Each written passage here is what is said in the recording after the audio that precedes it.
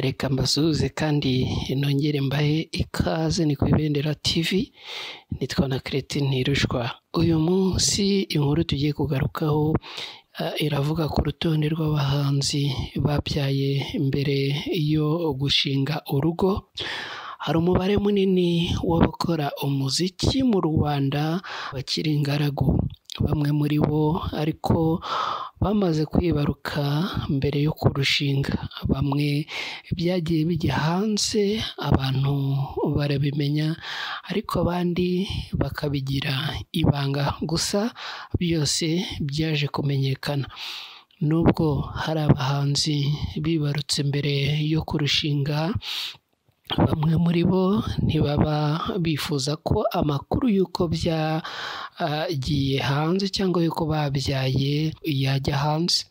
Kuri uru rutonde dukesha ikinyamakuru Igihe, hariho bamwe mu bahanzi bashyize ku mugaragaro abana bibarutse, abandi babigira ubwiru bukomeye. Gusa ntawutwika inzu ngo ahishe umwotsi. Kuri uru rutonde rero tugiye kugarukaho, reka tubabwire ko hari bamwe mu bahanzi babyaranye n'abahanzi bagenzi babo, abandi babyaranye na ba Nyampinga, abandi bagiye batandukana n'abagore babo inshuro zirenze imwe, abadashaka ko abo bana babyaye bamenyekana n'ibindi. By'umwihariko hari undi mubare w'abahanzi bateye abakunzi babo inda, bamara kubyarana bagafata icyemezo cyo kubana mu buryo butemewe n'amategeko, naho abandi bakaba babana mu rugo rimwe na rimwe, ubundi bagasubira mu miryango yabo. Umuhanzi Kalisa Ernest benshi bazi ku izina rya Samusure, haba mu buhanzi bw'indirimbo, filime, kuvuga amazina y'inka, amakinamico n'ibindi, niwe ufite umubare munini w'abana nk'uko tubikesha Igihe, akaba arusha abandi. Mu bushakashatsi bwakozwe, uyu Samusure bigaragara ko ngo afite abana 6 yabyaranye n'abagore batandukanye. 3 ba mbere yababyaranye n'umugore bashakanye bwa mbere, abandi 3 ababyarana n'abandi bagore batandukanye.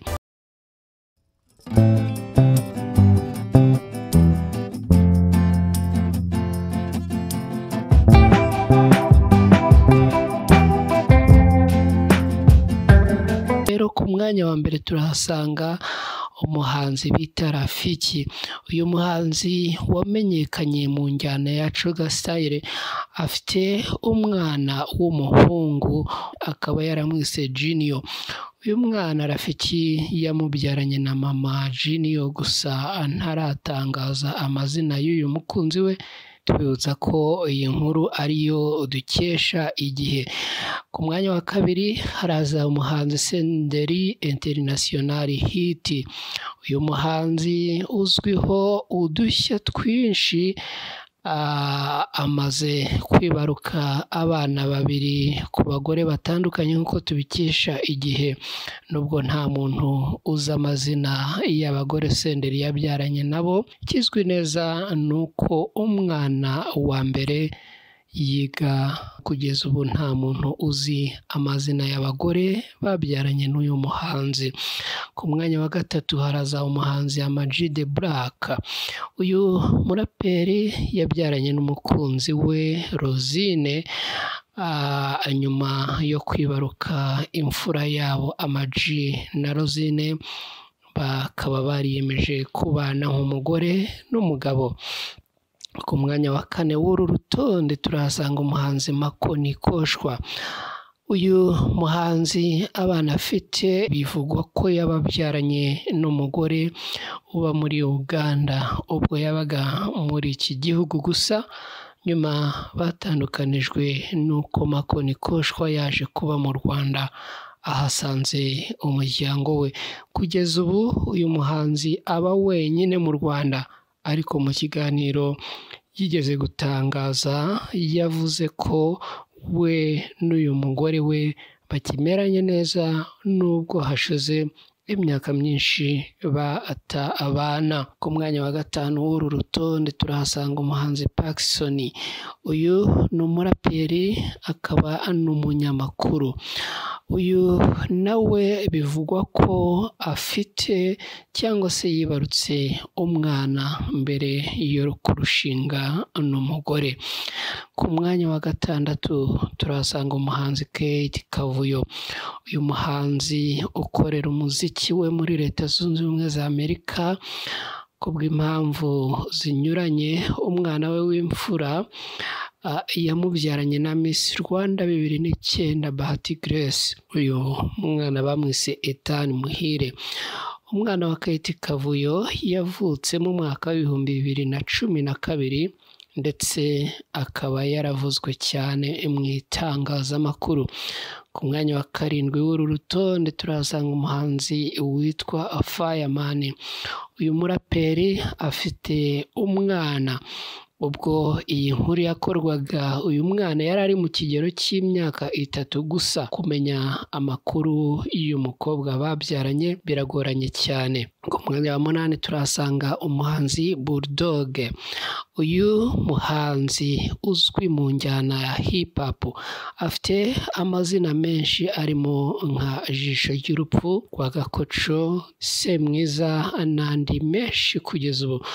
Ku itariki ya 21 Mutarama mu mwaka wa 2013 nibwo uyu yibarutse umwana w'umuhungu amwita Jabo Khalifa Evangelista. Uyu muhanzi cyakora ntago byamenyekanye umukobwa babyaranye uyu mwana.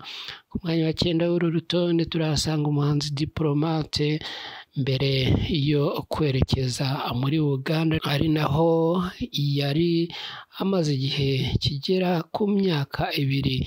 Uyu yavuye mu Rwanda amaze kwibaruka imfura ye itaramenyekanye amazina, ndetse n'uwo bamubyaranye akaba ataramenyekanye amazina. Uyu muhanzi kugeza ubu akaba yaragarutse gukorera umuziki we mu Rwanda nyuma y'igihe kinini yibera mu Bugande.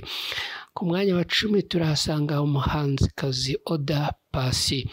Uzambera umwana Paccy yibarutse imfura ye mu mwaka wa 2011 akaba yarabyaranye na producer Lick Lick, kuri ubu uba muri Leta Zunze Ubumwe za Amerika. Umwana wabo bamwise Mbabazi Linka. Uyu muhanzikazi nawe akaba yaravuzwe cyane mu itangazamakuru nyuma yo kwibaruka uyu umwana. Ku mwanya wa 11 turahasanga umuhanzi Mico The Best.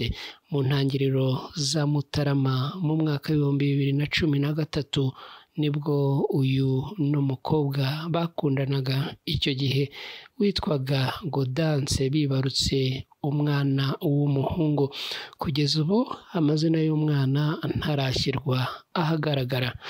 Ku mwanya wa 12 turasanga umuhanzi witwa JC Muhire Akeza. Niwe mwana wa JC, yabyaranye n'umukunzi we Ishimwe Diana. Ku mwanya wa 13 turasanga umuhanzi Uncle Austin. Uyu akaba ari n'umunyamakuru kuri radiyo imwe ya hano mu Rwanda.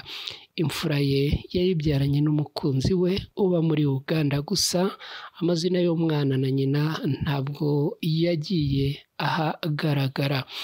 Ku mwanya wa 14 turahasanga umuhanzikazi Josie. Umuhanzikazi Josie yibarutse umwana w'umuhungu ku wa 5 tariki 12 z'ukwezi kwa 7 mu mwaka wa 2013. Ikinyamakuru Igihe dukesha iyi nkuru nta bindi birenze kuri uyu muhanzi kigeze gitangaza. Ku mwanya wa 15 turasanga umuhanzi P Fla.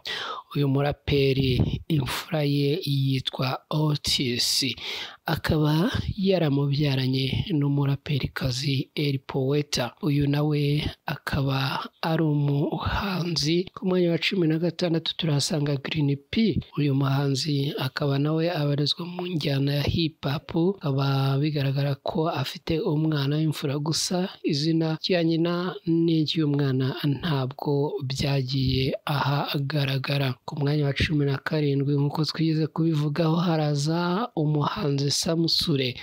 Uyu muhanzi akaba n'umukinnyi w'ikinamico, amaze kwibaruka abana bari muri 6 ku bagore batandukanye. Ku mwanya wa 18 turahasanga Ganzo. Uyu muhanzi kazi azwi mu ndirimbo Ndagukunda n'iyitwa Umunyarwanda, gusa akaba atarakunze kumenyekana cyane mu muziki kuko bisa naho yacitse intege ntabashe kuwukomeza. Uyu akaba yaribarutse imfura ye mu ntangiriro z'umwaka w'2013. Ku mwanya wa 19 turahasanga umuhanzi Dani Nanone. Uyu muraperi n'umukunzi we Morini bibarutse umwana w'umuhungu mu mpera z'umwaka wa 2012, gusa uyu musore yakomeje guhakanira itangazamakuru ko atabyaye, gusa bikaba byaragiye hanze mu bitangazamakuru binyuranye. Undi muhanzi twavuga ni DJ Zizu, niwe wahurije hamwe abahanzi batandukanye bamufasha gukora indirimbo zakunzwe nka Bagupfusha Ubusa, Fata Fata n'izindi. Afite umwana, uyu nawe akaba yaje kuri uru rutonde. Hanyuma kuri uru rutonde turasanga kandi umuhanzi Mani Martin. Uyu nta na rimwe arerura ngo avuge ko yaba afite umwana, gusa amakuru dukesha igihe avuga ko afite umwana w'umuhungu, gusa amakuru yagaruka ku bindi birambuye, yaba mama w'uyu mwana n'indi myirondoro y'uyu mwana ntago yagiye ahagaragara. Tubibutsa ko ari urutonde rw'abahanzi babyaye mbere yo kurushinga twagarukagaho. Nitwa na Cretin Ntirushwa, ndabashimiye.